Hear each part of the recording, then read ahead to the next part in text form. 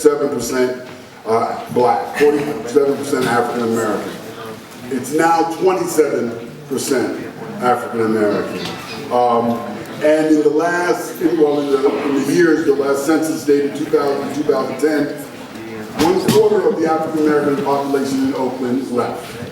Let's get a little more localized. The MacArthur area, right?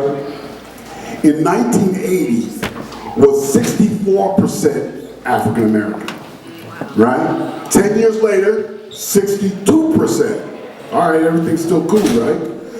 In 2000, it's 55%, and from 2009 to 2013, that section of Oakland is now 34% African American, right? Who is rich and who is poor in any context, in any society, is a result of deliberate political calculations. What we have to do is change the entire system. It's not just about housing. It's about being a human being. It's about who is human and who is less than human. And I've got to wrap it up. The sign says, we have to create sacred space. And what is sacred? I'm done. This is my last sentence. What is sacred? My definition of sacred is that which is beyond price. If it's sacred, you cannot buy it. My daughter is sacred. If you offer me money, I'm liable to get violent about it because my daughter is sacred. And when we determine that where we live is sacred, then when people come in with $800,000 cash, it doesn't matter. This is sacred. So we need to create sacred space in Oakland. We need to declare Oakland a sacred space. And we need to tell the developers that they can't come in here anymore, no matter how much money they have, because Oakland is sacred and the people who live here are sacred and we're not moving anywhere. So Oakland, so I just say that right now as to say, Oakland is really undergoing a profound process of having its sacred spaces removed from it, as is the whole Bay Area. Robbie asked at the beginning of this panel, can we do development without displacement? That was the question. From where I sit, my perspective, my answer to that question would be absolutely not. We right now cannot do development without displacement. It doesn't matter, you know, who's in the mayor's office. Well, it matters, but it doesn't really matter if they're not super committed to changing the system. Because you can put anyone in a position of power right now, and the rules and the laws as they are established at the state level, at the federal level, and at the local level are pretty much set up so that if you have any significant influx of capital into a city like Oakland, you're going to see massive displacement. You're going to see displacement of low-income households, and you're going to see displacement especially of Black and Latino households whose household net wealth is much less than white households for the most part. So you're going to see massive displacement. Well, at the federal level, we have all these policies that for many decades have subsidized you know, the construction of these affluent suburban areas, and they've de-invested in cities like Oakland, which have experienced deindustrialization and which have large low-income populations. And at the same time, there's been a dismantling of any semblance of the federal and state commitments to affordable housing finance and the production of decent housing for low-income people. That's the structure at the state and federal level, and we could talk about all sorts of somewhat more recent developments, you know, from the dismantling rent control, for example, is a really big deal. Costa-Hawkins, that law is a really big deal. People should understand that law and stuff. We can talk about, you know, at the state level. Getting down to the local level, Oakland has enacted very few of the policies that we know for a fact prevent displacement and provide funds for affordable housing construction and prevent everything from predatory lending to wrongful evictions, and so Oakland has very few of those policies in place. We know what the policies are, and in fact, they're in a thing called the Housing Equity Roadmap, and they're in other documents and organizations like Cause Against the Just Cause and ACE and others, and we all know what these policies are. So when is the city going to act? That's really the big question. And if action doesn't take place at the city level, then that's the level that people in this room can most affect, right? It's the city level. The state level too. The state level is important. It's important to talk about Costa-Hawkins. It's important to talk about all kinds of other rules and regulations. It's important to go all the way up to the federal level and look at how that impacts housing affordability for just regular people, right? But we know what these policies are, and yet there doesn't seem to be the political will to enact them. They're just kind of sitting there. So yeah, my answer to that question would be, no, we can't do development without displacement. Not unless you change change the system, or something more violent to the system. I don't know. People in this room.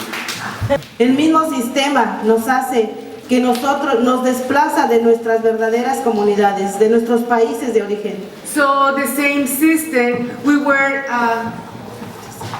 displaced from our communities for our own country. Nosotros estamos aquí porque buscamos ese lugar de trabajo que en nuestros mismos países nos están negando. So we came here because we are looking for a better place to work, because we don't have that in our own countries. Esa vivienda, esos terrenos que se nos están quitando en nuestras comunidades.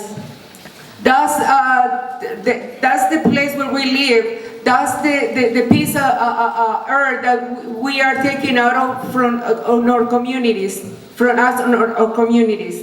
Y que nos han pertenecido desde el origen de nuestros ancestros, que a ellos también los desplazaron, los quitaron de sus terrenos. So this land that we owned before, now we are displaced for the own that we own, for the land that we owned before. Esto no es de ahora, esto ha sido de siempre, de años.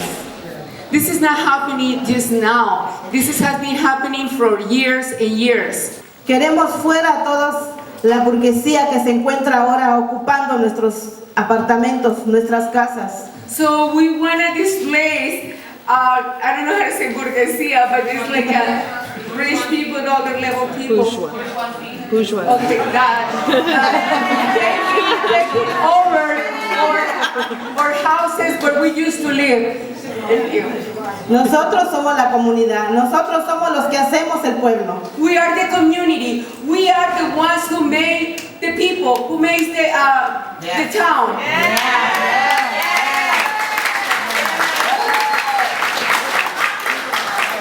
Nosotros tenemos a nuestros representantes donde están ahorita. Ellos tienen que hacer por nosotros, no por el dinero que se les está ofreciendo. So we are the ones who choose the representatives. They are working for us. They have to do something for us, not only get our money. Ellos están ahí para que sean la protección de nuestra comunidad, de nuestros hijos, de nuestras familias. They are there to protect our families, to protect our communities. Queremos recuperar esos lugares que nos pertenecen. We want to take back those places that belong to us. Y lo vamos a lograr. And we're going to do it. Porque estamos unidos. Because we are united. But if we could get together and stay together and get strategic and tactical, we can take over the city. Put our own chief of police in, put our own mayor in, put our own council members in. And I'm not talking about people who are running for office. I'm talking about people who are in this room right now, who will remain accountable to the people in this room and the people who would be in this room who have our same hearts and minds. So I think we should just simply take over the entire city. As someone who's observing social movements in Oakland right now, you already are winning a lot of stuff. I see it all the time, and I hear about it in my interactions with people in positions of power who I talk to sometimes. You already are winning a lot of stuff, and just the pressure that you're putting on government and on other powerful actors who are changing Oakland, you are having an impact. And just as one very well-known example, that piece of land by the lake, okay, that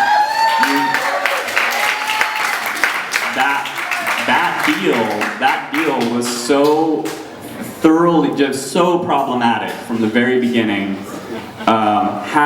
Had many people in this room not stood up and put in, countless hours and researched that and critiqued it and come to council meetings, and I mean, just me seeing behind the scenes how many meetings that those organizers had with council members and with people in the nonprofit housing community, and just seeing how much pressure they were putting on, that was amazing. That worked. So keep doing stuff like that if you wanna win like that, it seems like.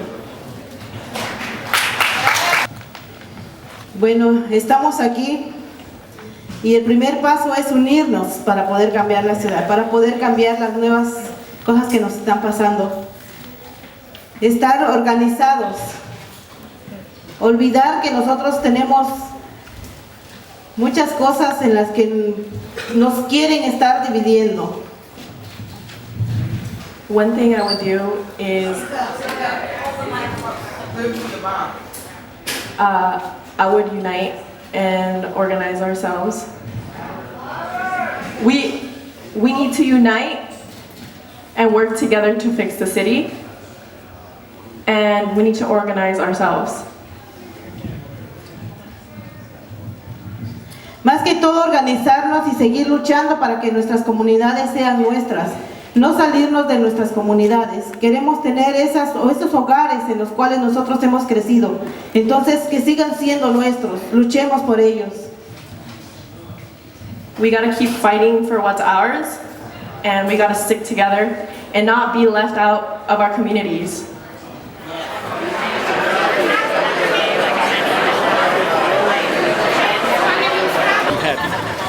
Change is always good, but we can't allow people who've been here for generations with their blood, sweat, and tears to be pushed out of Oakland, California. Change is good, but it must be done the right way. And the right way is giving people who've been here a chance to stay here. You can't raise your rent if you're an owner or a landlord 150%. That's pushing poor people out. You can't push all the jobs out the community. That's pushing families out. You must keep the resources in the city of Oakland for all people of color across the board. Equality and justice must be fair to each and everyone across the board. Yeah, so we hope to stay, but sometimes it feels like we can't. Sometimes it feels like we would be better off in another community as far as being able to buy a home, to support our children, and to be able to, live the life that we want to be able to live. To thrive instead of just survive.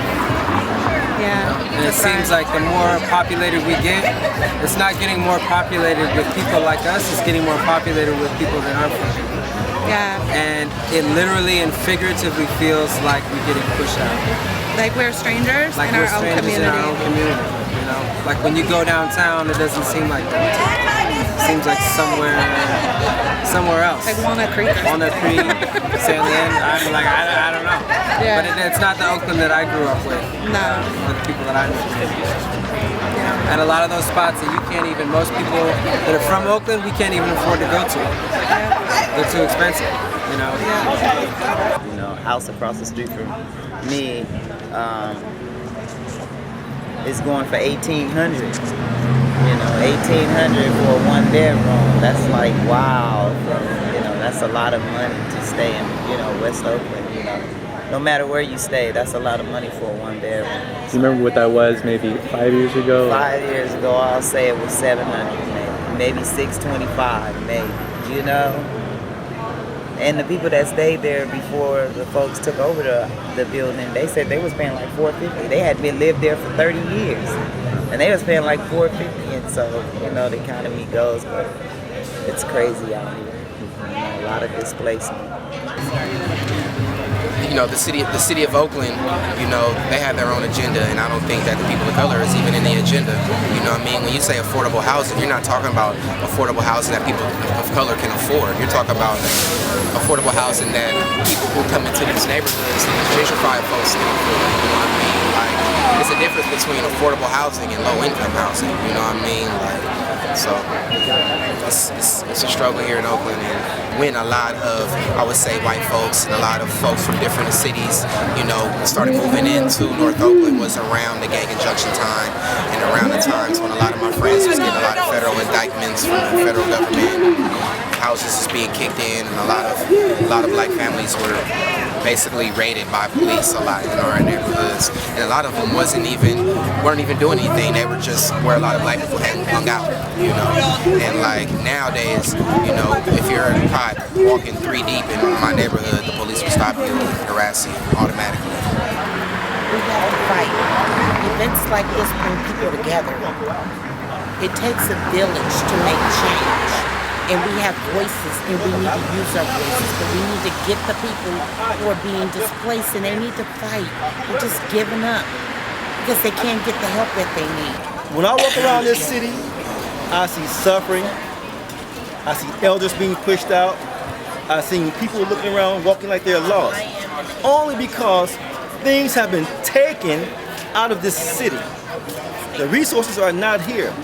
Now that Oakland is changing, opening up Lake Merritt, we have coffee shops all downtown Oakland. It looks nice, it looks beautiful, but at the same time, you cannot sacrifice the people who've been here for generations. My great-grandfather, my grandfather, my father worked in Oakland. Now I'm an ILWU Local 10 longshoreman. I work here in Oakland, California. And I'm not planning on leaving because the blood, sweat, and tears has been left on these streets. And it's not fair for them to come in and say, well, we understand your history, we understand your diversity, but we're coming in. Well, you are welcome, but let's make it fair for everyone. Let's keep the rent control. Let's keep families, black families, disadvantaged people, brown families in Oakland, California. This is what makes the city what it is. It's the most diverse city in the nation. So why take that up out of here and strip that from Oakland, California? It's not fair. It's not right. And we as a people and organizations, we're not going to stand for it. We're not going to allow it. We're going to fight. We're going to protest. We're going to write Congress. We're going to do whatever it takes to make this to be what it's supposed to be. And we will fight, and we will march, and we will take back what is ours. We try to take it from the people of Oakland. Right on.